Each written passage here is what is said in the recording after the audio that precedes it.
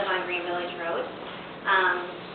So obviously I'm here also to talk about the skate park. I have attended most meetings where I know that you guys are talking about it. So I know that previously we've talked about, or I've asked about maintaining the skate park. I thought that the plan was to build one building for affordable housing, but now I'm seeing that it's two. So I think that's a change from last I was here.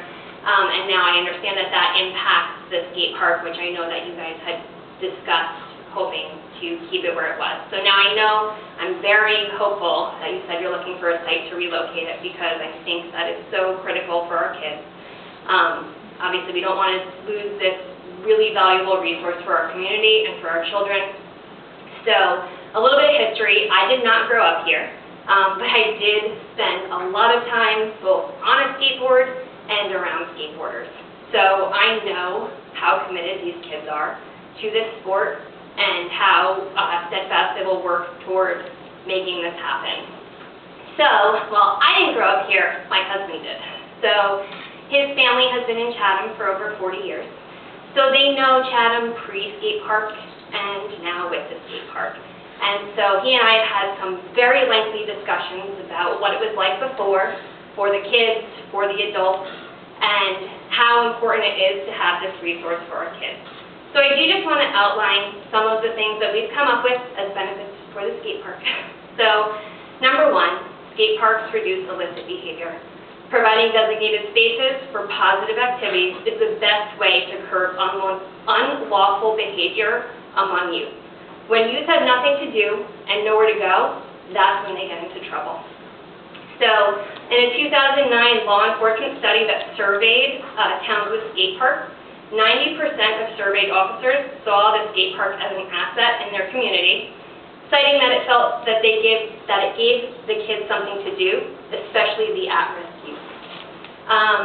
In this study, 40% of officers noticed a decrease in overall youth crime since the skate park opened. Research out of the University of North Carolina in 2006 found that skateboarding is among the activities that might help keep children out of trouble. Okay, next. Skateboards provide a safe environment for skateboarding. So the majority of skateboarding injuries happen outside of skate parks. The most common injuries are falls due to surface irregularities and collisions with motor vehicles or pedestrians. Skateboarding is going to happen whether skate parks exist or not. So the best way to keep youth safe is to provide them access to safe, designated spaces to pursue their activity. So an article from 2013 stated that in 2012, 30 skateboarders lost their lives. All 30 deaths occurred in a roadway. 24 out of the 30 skateboarders listed were struck by a vehicle. We don't want that to be our kids. We want our kids to have a place to go where they can be safe. Skate parks also reduce damage to private property. So if your town doesn't have a skate park, it is one. Without designated skate parks, skateboarders will use any and all terrain in their community. This often includes private properties of homes and businesses, as well as public spaces. We know that the metal axles underneath skateboards can destroy the concrete, can chip the paint. We know it's very costly. They use wax to wax the curbs so that they can slide on it. We don't want that everywhere around town. My husband recalls what it was like before, and with that, if we don't have a skate park, we're going to have to increase policing, because they're going to be getting a lot of nuisance calls. They want to have to kick people out of where they're skateboarding.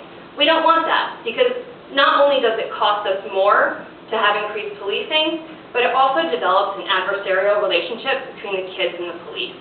I've seen that firsthand, I've lived it, and I know how serious it is. It has a lifelong impact. So I hope that we can have a place where these kids can go, that they're not going to be getting in trouble, that they're not going to be getting tickets, that they're not going to be getting into these clashes with law enforcement. That law enforcement study from 2009 cited an 85% decrease in complaint calls from business and property owners after they installed the skate park. Okay. Skateboarding also has significant physical and mental health benefits. We know participating in sports helps keep you healthy and fit. Gets the kids off the couch, keeps them in shape. We know that not all kids enjoy team sports, so we need to give them a way to be able to participate in a sport that's right for them. It gives them a place to build camaraderie with their peers. It helps them to socialize with kids with similar interests. This is really important in this day and age. We don't want them in their house looking at a screen. We want them outside being physical. Skateboarding combines extreme physical exertion with precise muscle coordination and balance.